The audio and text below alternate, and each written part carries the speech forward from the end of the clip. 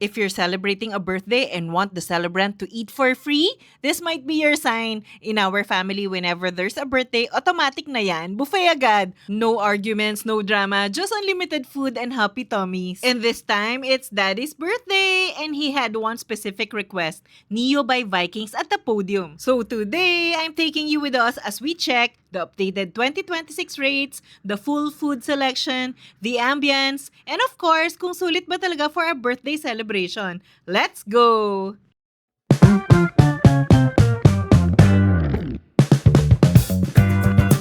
Daddy wants Niu because he wanted something a little more elevated, not just a regular buffet. And honestly, Niu has that reputation. We went to Niu by Vikings located inside the Podium Mall. Very classy, high-end vibe. At dahil natapat ng weekend yung birthday na Daddy, we made sure to book ahead. Just get the number of the Vikings branch we want to go to at the link above, tapos tinext ko lang, then yun na, naka-reserve na kami. So easy. Today is Daddy's birthday and wish niya, gusto niya kainin Vikings. And here's the updated rate as of February 2026. Medyo nag-increase na rin sila ng price, but we noticed mas marami ding nadagdag sa menu. So why Niu? First of all, if it's your exact birthday, you get to eat for free with just one full paying companion. If you're celebrating within your birth month, you need 4 full paying companions for the free buffet. And yes, birthday celebrants also get a free cake. That's a big win, especially if you're celebrating with family. Let's check the food. Before getting a plate, I did what I always do. I walk around the entire buffet first and see the options. Always scan everything before getting food. Strategy is key. Buffet is not a joke. They have hot pot stations, kumpleto sa ingredients. For the Chinese, yung chow fried rice. Ito pinaka-favorite ko, buttered shrimps. Wow! Patatim. This one, great spicy whole chicken. Cauliflower. Anchovy noodles.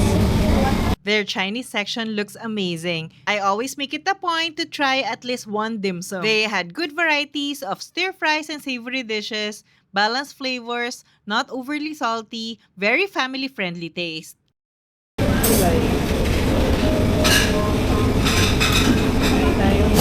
I always start with seafoods in buffets because that's usually where you get your money's worth. They have my favorite butter garlic shrimps. Ito talaga yung kinukuha ko pag nasa Vikings. Got my first plate. Diba? Kain tayo.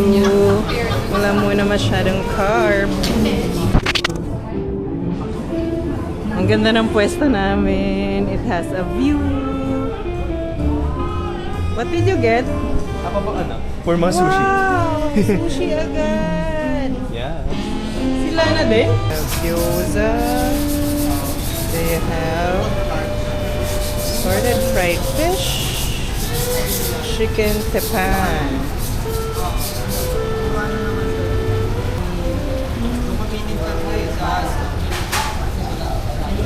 Ayun, gusto ko yun. This one, the torch.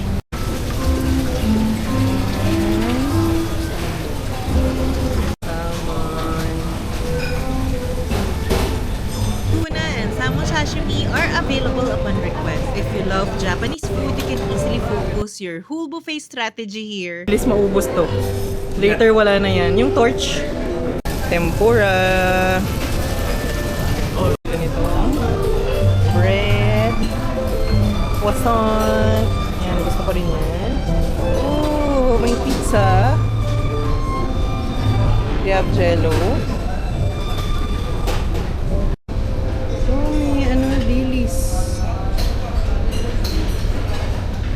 And pumpkin, cumin, fried onion soup.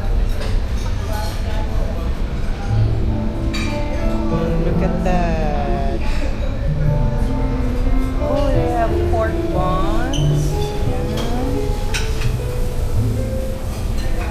Focaccia. Yan, Italian pasta. You have Greek salad. And lettuce. Yan mo naman yung shrimps. Let's look at some pizza ng Vikings. Madami ding options. I want this. Italian pasta. Ooh, lots of cheese. I love this section.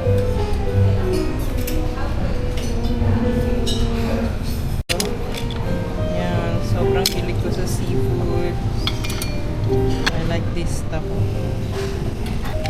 Lagyan natin ang sauce. Kaya mo ng uric acid later. Puro seafood. I like seafood. They also offer various international dishes, Western, Asian, fusion options. This is the kind of buffet where everyone in the family can find something they like. And that's important when you're celebrating with different age groups. Japchae. This one is the blackened fish. Gusto ko yan. We have seafood paella. Assorted fruit, DIY halo-halo, and lots of desserts. So many. Ito yung pinaka-favorite ko.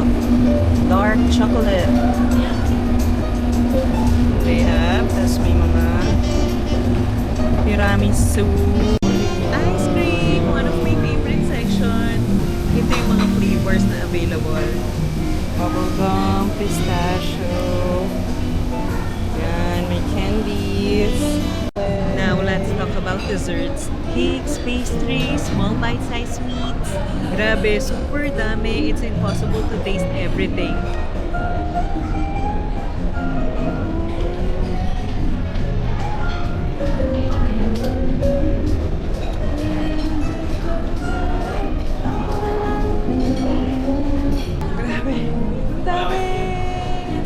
Drink options, madaming juice. Meron na rin silang milk tea, Taro, and pandan. Gusto ng kids ko.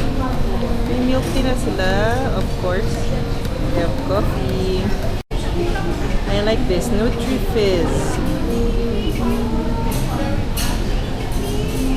This shawarma. And they have this roasting platter. Asado platter, maybe because it was Chinese food. This is tikoy. They also have tikoy. The carving station is another highlight. Juicy slices of meat, cooked properly, tender, flavorful, not dry. If you're a steak person, this area alone can justify your plate.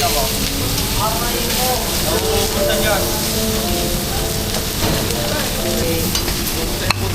Lagyan natin itong melted butter. We have dinuguan here. Rosemary, barbecue sauce, and pepper sauce. At Filipino Bili tayo ng balat. Wala pa namang audit. Alam. Taste lang naman.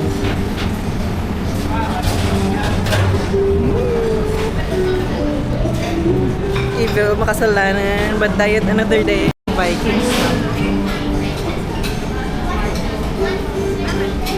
And for a Saturday morning, surprisingly, hindi naman tolerable yung crowd. Hindi pa masyado maraming tao. Pero maaga din kami dumating, around 11. What to try first? Ito, dami kong kinuha. Kasi pag naubos to, usually wala na. ASMR. Yeah. Sauce natin. Dapat ilapit mo yung mic. Para.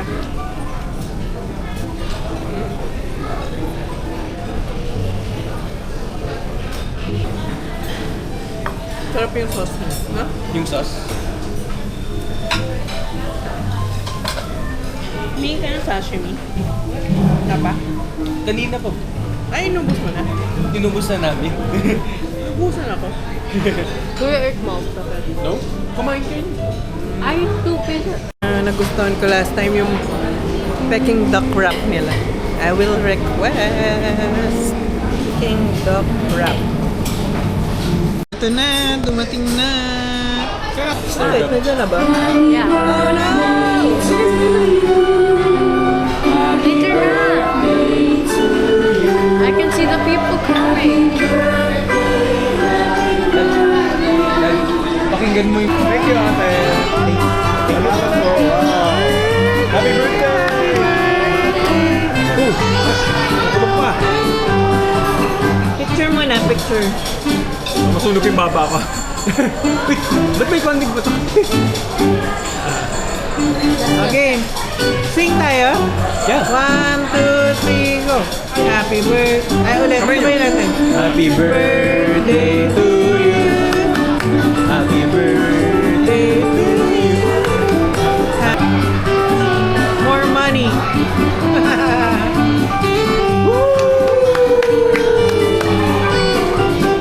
They have a lot of fish options. This is their Thai fish. Tapos, ang lagi kong binabalik-balikan dito, matagal na tong dish na to sa Niu by Vikings, the blackened fish.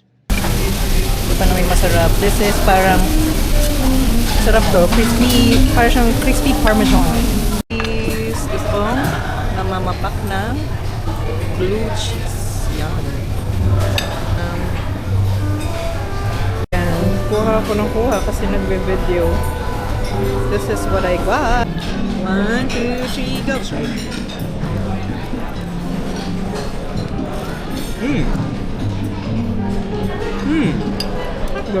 Wow. It's blackened fish. What? Blackened fish. Black and fish. Ito, try mo rin. Thai fish. Let's try it. Be careful lang kung may tinik. Cheers. Ito tama lang. Light lang yung lasa, no? Yeah. Maybe. Meron I got the cottage pie. Can I taste ko Yeah. yan? Ikaw muna. Go ahead. Ano siya? Mashed potato with meat. And gravy. Kamusta? It's good. Wow. Parang niluluto ko. What are we getting? Ice cream. Busog na naman ang birthday boy. This is the way we celebrate Yeah. food coma. Food coma. Pag-uwi, tulog. Cubes. Dalawang scoop ate nung Rocky Road na lang. Papapain lang. Yay! Thank you! Rocky Road. Lagyan natin ang cone. Rocky Road. Isa lang dito. So, marshmallow. Yan, favorite. Isa lang. Masarap to eh. Yan. Meron pang mga seeds. Yan. Put on top. One more. Look, savory cheesecake, may caramelized onion on top. Diyan ko ng cheesecake, yung aking ice cream. Favorite cheesecake. Ano natin? Mommy, my teacher make the same cake with milk. Oh, ito yung price niya pag weekend. Today is a Saturday. Hindi naman tayo magko-coffee dito sa labas. Ayan. 1,768 per head na siya. Crepe. Butter and sugar lang. Time for coffee. Ayun. Yan ang itsura after mag-buffet. Ang daming drink options dito. May wine, Vida, yogurt drink, beer, coffee, tea. They even have taro and pandan milk tea now. Kuha. Samahan ko daw siyang kumuha na milk tea. Tapos kailangan may ganyan kang stick.